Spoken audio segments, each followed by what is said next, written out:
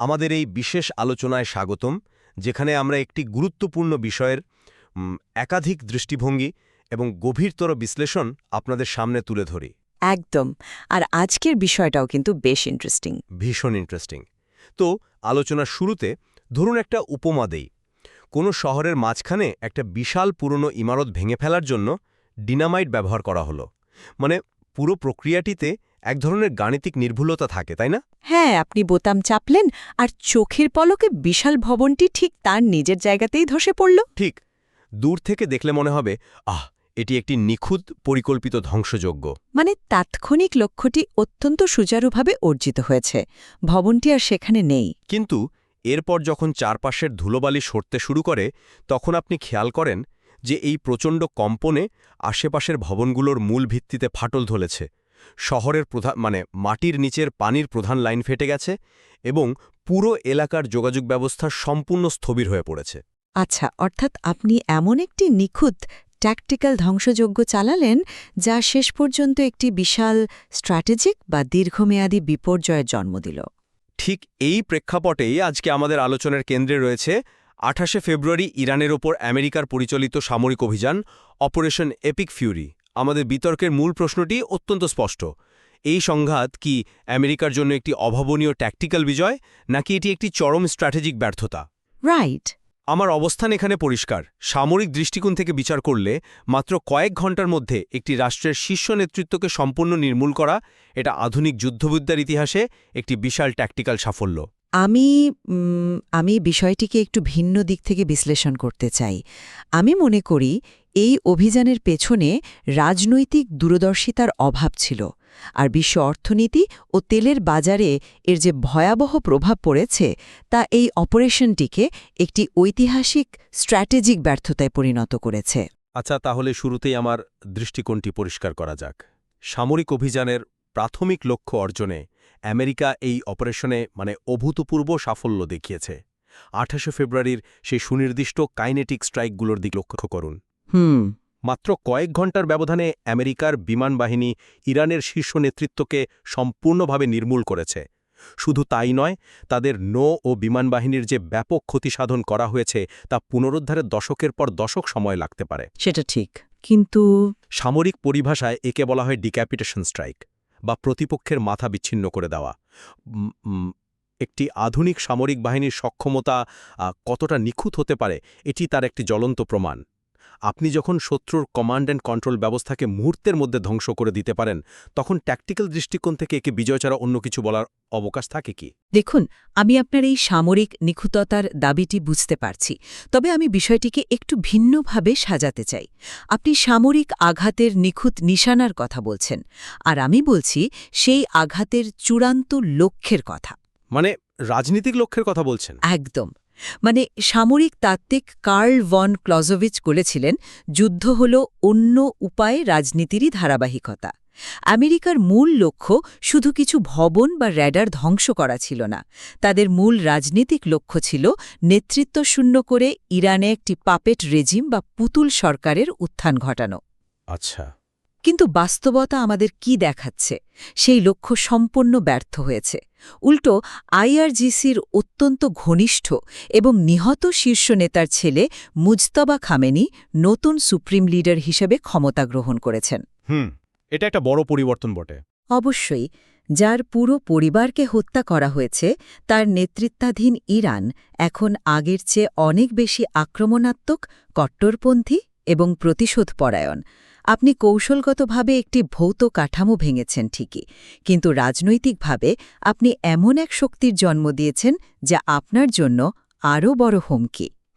আমি বুঝতে পারছি কেন আপনি এমনটা ভাবছেন, কিন্তু আমাকে একটি ভিন্ন দৃষ্টিকোণ থেকে বিষয়টি ব্যাখ্যা করতে দিন। আমি একটি উপমা দিচ্ছি। ধরুন, আপনি একটি অত্যন্ত বৈরী টেকনোলজি কোম্পানির সেন্ট্রাল সার্ভার বা মূল ডেটা সেন্টারে আঘাত হানলেন। আচ্ছা, ধরলাম। আপনি যখন মেইন ফ্রেম ধ্বংস করে দেন, তখন পুরো নেটওয়ার্কটি তাত্ত্বিকভাবে অকেজো হয়ে যাওয়ার কথা। হ্যাঁ, হয়তো নতুন কোনো সিইও দায়িত্ব নিয়েছেন, কিন্তু তার হাতে তো সেই সেন্ট্রাল সার্ভার আর নেই। রাইট। তার কাছে না আছে বিমান বাহিনী, না আছে কার্যকর নৌবাহিনী। একটি আধুনিক যুদ্ধে আপনার শুধু ইচ্ছা থাকলেই হয় না, সক্ষমতাও থাকতে হয়। আমেরিকা ঠিক সেই কেন্দ্রীভূত সক্ষমতাটাই তো ধ্বংস করে দিয়েছে, তাই না? এই অপমাতি চমৎকার, কিন্তু পেন্টাগন ঠিক এখানেই সবচেয়ে বড় ভুল হিসাবটি করেছে। আপনি বলছেন সেন্ট্রাল সার্ভার ধ্বংস করার কথা, কিন্তু ইরান বা আইআরজিসি কোনো সেন্ট্রাল সার্ভার মডেলে কাজ করে না। তাহলে কিভাবে করে? তারা কাজ করে একটি ডিসেন্ট্রালাইজড মেশ নেটওয়ার্ক বা ব্লকচেইনের মতো। আপনি যখন তাদের মেইন ফ্রেম বা শীর্ষ নেতৃত্বকে সরিয়ে দিলেন, তখন তাদের কাঠামো ভেঙে পড়ল না, বরং তাদের প্রতিটি স্বাধীন নোড মানে আঞ্চলিক কমান্ডার এবং প্রক্সি মিলিশিয়ারা স্বয়ংক্রিয়ভাবে সক্রিয় হয়ে উঠল। ও আচ্ছা। হ্যাঁ, তাদের আগে থেকেই নির্দেশ দেওয়া ছিল যে কেন্দ্রীয় কমান্ড বিচ্ছিন্ন হলে কিভাবে স্বাধীনভাবে আক্রমণ চালিয়ে যেতে হবে। দাঁড়ান, এখানে আমার একটু খটকা লাগছে। আপনি বলছেন তাদের কমান্ড স্ট্রাকচার ধ্বংস হওয়ার পরও তারা কার্যকর। তাহলে মাঠ পর্যায়ের প্রমাণ কি? একটি শক্তিশালী কেন্দ্রীয় কমান্ড ছাড়া কি আমেরিকার মতো অত্যাধুনিক সামরিক বাহিনীর বিরুদ্ধে সুনির্দিষ্ট আক্রমণ চালানো আদৌ সম্ভব? মাঠ পর্যায়ের বাস্তব তথ্য তো আমাদের সেটাই বলছে। আপনি অবাক হবেন শুনলে যে এই মাথাবিহীন বা ডিক্যাপিটেটেড শত্রুর হাতে ইতিমধ্যে ১৫ থেকে ১৭ জন আমেরিকান সৈন্য আহত হয়েছেন। এতজন? হ্যাঁ, যাদের অনেককে অত্যন্ত গোপনে চিকিৎসার জন্য জার্মানিতে পাঠানো হয়েছে। ১২ জন সৈন্য নিহত হয়েছেন বলে নিশ্চিত করা হয়েছে। শুধু তাই নয়, সবচেয়ে আশঙ্কাজনক বিষয় হল আমেরিকান সামরিক অ্যাসেটের ক্ষয়ক্ষতি। F-15 ফাইটার জেট, মহামূল্যবান third radar system, MQ-9 drone ধ্বংস হয়েছে। এমনকি একটি KC-135 স্ট্র্যাটো ট্যাঙ্কার ৪ জন ক্রুসহ বিধ্বস্ত হয়েছে। আমেরিকা একে যান্ত্রিক ত্রুটি বললেও ইরান সমর্থিত গোষ্ঠীগুলো তা ভূপাতিত করার দাবি করছে। এক মিনিট, আমি এখানেই আপনাকে একটু থামাতে চাই। আমি বুঝতে পারছি যে যুদ্ধে ক্ষয়ক্ষতি হয়। ফগ অফ ওয়ার বা যুদ্ধের ডামাডোলে ফ্রেন্ডলি ফায়ার বা যান্ত্রিক ত্রুটি খুব অস্বাভাবিক কিছু নয়, কিন্তু আমার প্রশ্ন হলো কিভাবে? কিভাবে মানে ইরানের কাছে তো আমেরিকার ওই থার্ড রাডার সিস্টেম বা F-15 ধ্বংস করার মতো অত্যাধুনিক প্রযুক্তি অবশিষ্ট নেই। তাহলে তারা এই কাজগুলো কিভাবে করছে? এখানেই আসে অ্যাসিমেট্রিক্যাল ওয়ারফেয়ার বা অসম যুদ্ধের ধারণাটি। তাদের কোনো F-15 বা অত্যাধুনিক ফাইটার জেটের প্রয়োজন নেই। তারা ব্যবহার করছে অত্যন্ত সস্তা জিপিএস গাইডেড ড্রোন সোয়ার্ম, মানে ড্রোনের ঝাঁক। Drone swarm. হ্যাঁ, একটি থার্ড রাডার সিস্টেমের দাম প্রায় $1 বিলিয়ন, যা তৈরি করা হয়েছে ব্যালিস্টিক মিসাইল ঠেকানোর জন্য। কিন্তু যখন আপনি $10,000 100টি ছোট ড্রোন একসাথে সেই রাডারের দিকে ছুড়ে দেবেন, তখন ওই $1 বিলিয়ন সিস্টেমটি ওভারলোড হয়ে যায়। মানে রাডার বুঝতে পারে না কোনটিকে আঘাত করবে। একদম।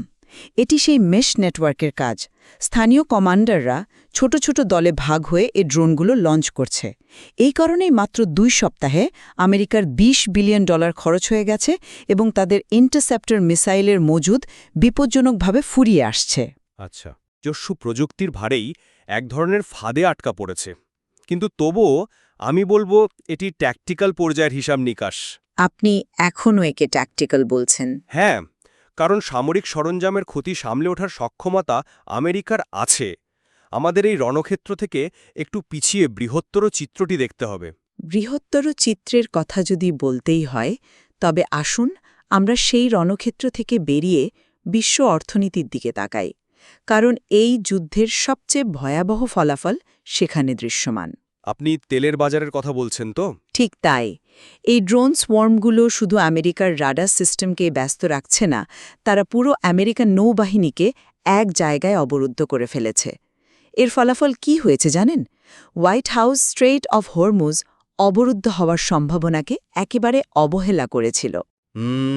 পেন্টাগন সম্ভবত এটিকে একটি গৌণ বিষয় ভেবেছিল। কিন্তু নৌবাহিনী যখন নিজেদের আকাশসীমা রক্ষায় ব্যস্ত, তখন ওই সামুদ্রিক চেকপয়েন্টে ইতিমধ্যেই ৩টি তেলের জাহাজে আগুন দেওয়া হয়েছে।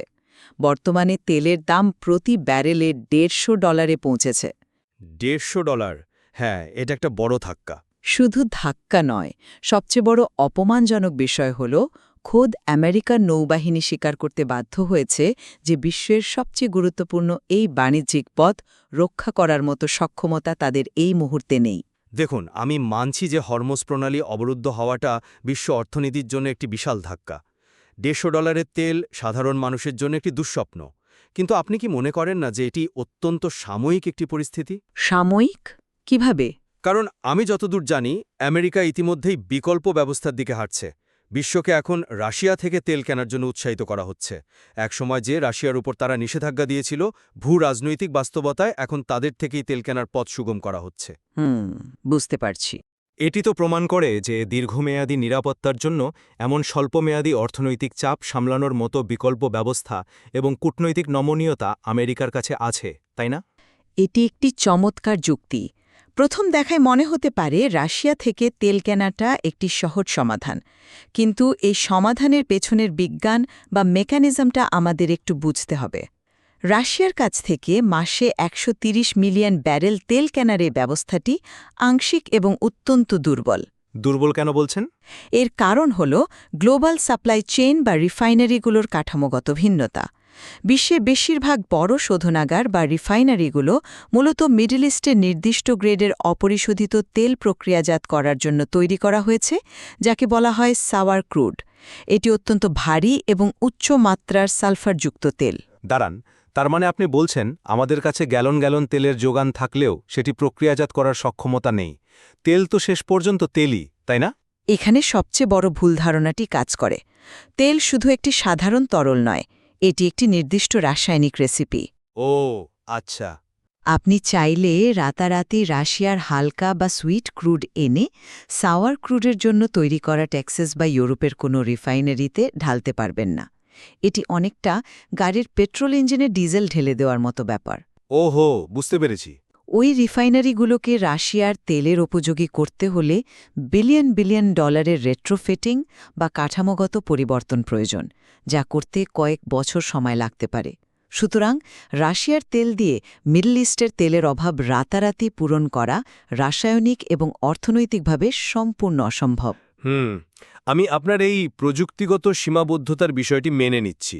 এটি সত্যি একটি বড় ব্লাইন্ড স্পট বা অন্ধ জায়গা ছিল।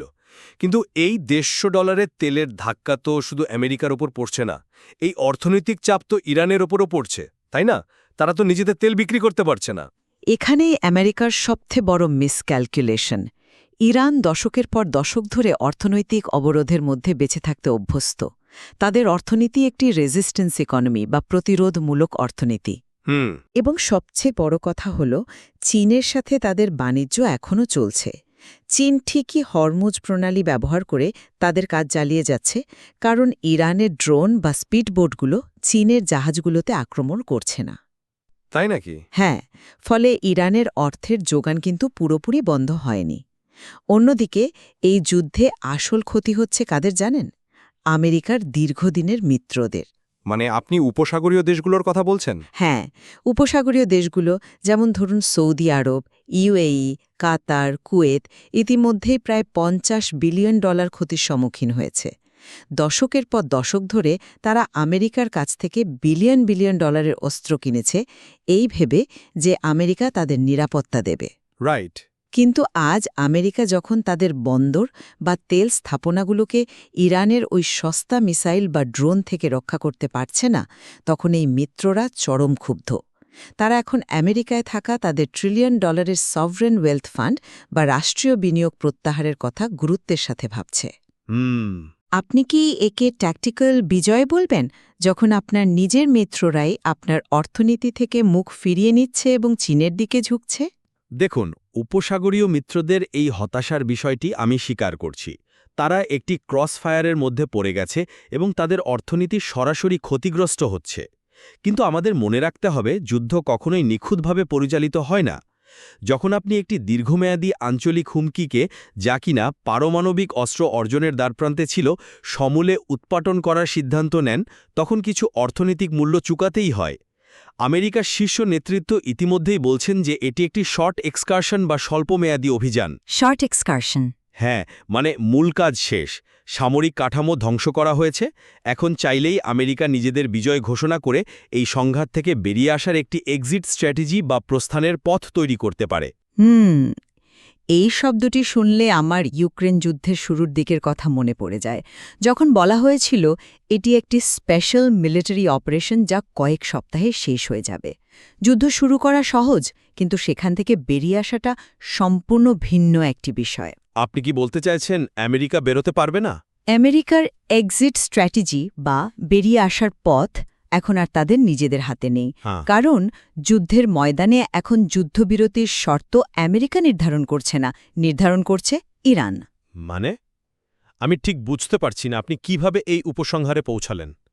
একটি দেশ যাদের রাজধানী ধ্বংসস্তূপে পরিণত হয়েছে, যাদের শীর্ষ নেতৃত্বকে এক রাতেই শেষ করে দেওয়া হয়েছে, তারা কিভাবে আমেরিকার মতো একটি পরাশক্তিকে শর্ত দিতে পারে? কারণ তাদের কাছে এখন ভৌগোলিক এবং অর্থনৈতিক লিভারেজ বা সুবিধা রয়েছে, যা একটু আগে আমি ব্যাখ্যা করলাম। মুজতাবা খামেনেরই নতুন নেতৃত্ব যুদ্ধবিরতির জন্য 3টি অত্যন্ত কড়া শর্ত দিয়েছে। কি সেই শর্তগুলো? প্রথমত, তাদের শান্তিপূর্ণ পারমাণবিক সক্ষমতার অধিকারের আনুষ্ঠানিক ও আন্তর্জাতিক স্বীকৃতি দিতে হবে। দ্বিতীয়ত, যুদ্ধের কারণে যে ক্ষতি হয়েছে তার জন্য আমেরিকাকে $1 বিলিয়ন ক্ষতিপূরণ দিতে হবে। এবং তৃতীয়ত, ভবিষ্যৎ আগ্রাসনের বিরুদ্ধে আন্তর্জাতিকভাবে লিখিত গ্যারান্টি দিতে হবে। অবিশ্বাস্য।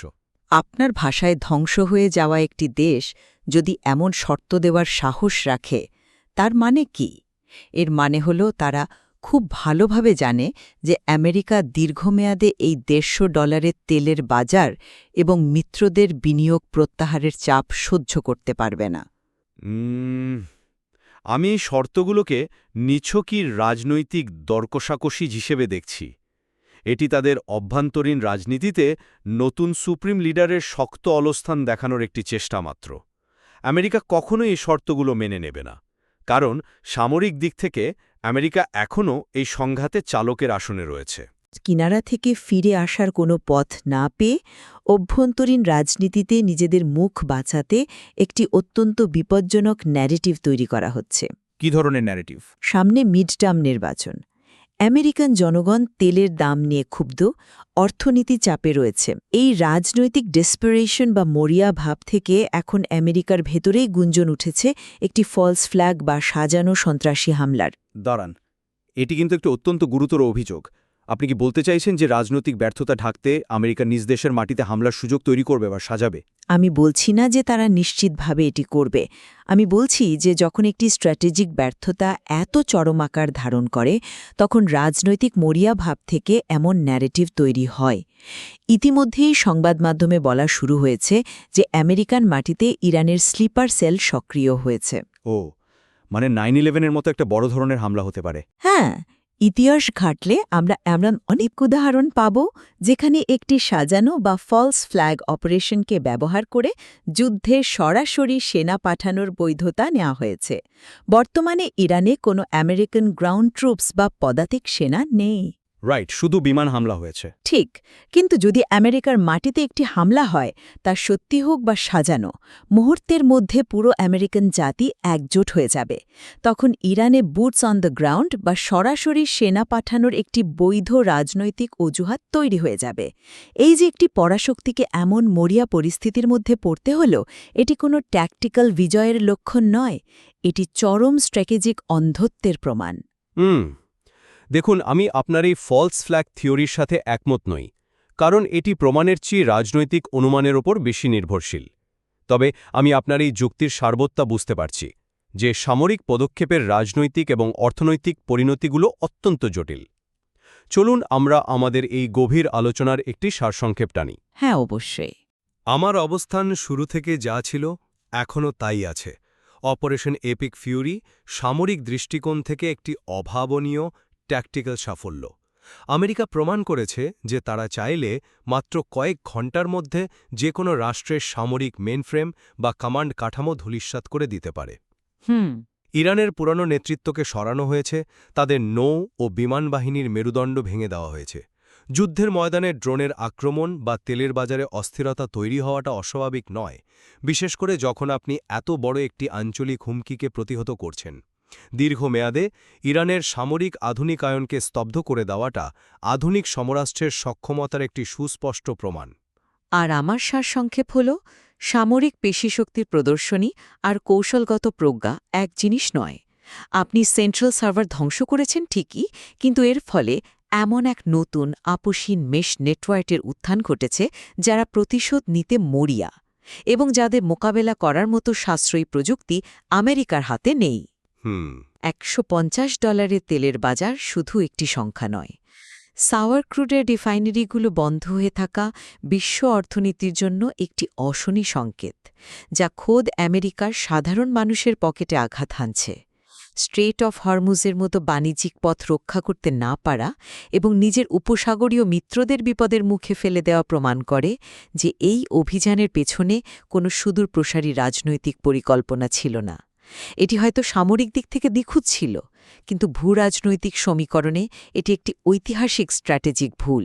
আমরা দুজনেই সম্ভবত একটি জায়গায় একমত হতে পারি, এই সমীকরণটি অত্যন্ত জটিল। এই নিখুঁত ট্যাকটিক্যাল বিজয়টি শেষ পর্যন্ত তার পারিপার্শ্বিক স্ট্র্যাটেজিক ব্যর্থতার ভারে চাপা পড়বে কিনা তা এখনই নিশ্চিত করে বলা বেশ কঠিন।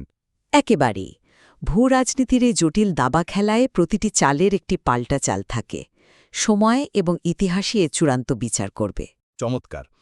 আমাদের আজকের আলোচনা আমরা এখানেই শেষ করছি। শুরুতে আমি যে উপমাটি দিয়েছিলাম সেটি নিশ্চয়ই মনে আছে। একটি নিখুঁত ডেনামিট বিস্ফোরণে ভবনটি হয়তো তার নিজের জায়গাতেই ধসে পড়েছে, কিন্তু এখন আমাদের দেখতে হবে চারপাশে শহরে যে আগুন লেগেছে তা নেভানোর মতো পানি বা সক্ষমতা আমাদের হাতে আছে কিনা। আমরা কোনো চূড়ান্ত সিদ্ধান্ত দিচ্ছি না, বরং এই পুরো পরিস্থিতিটিকে বিভিন্ন দিক থেকে বিচার করার ভার আপনাদের অর্থাৎ আমাদের শ্রোতাদের ভাবনার জন্য রেখে যাচ্ছি। আপনাদের নিজস্ব উপসংহারে পৌঁছানোর আমন্ত্রণ জানিয়ে আজকের মতো এখানেই বিদায় নিচ্ছি। ভালো থাকবেন সবাই।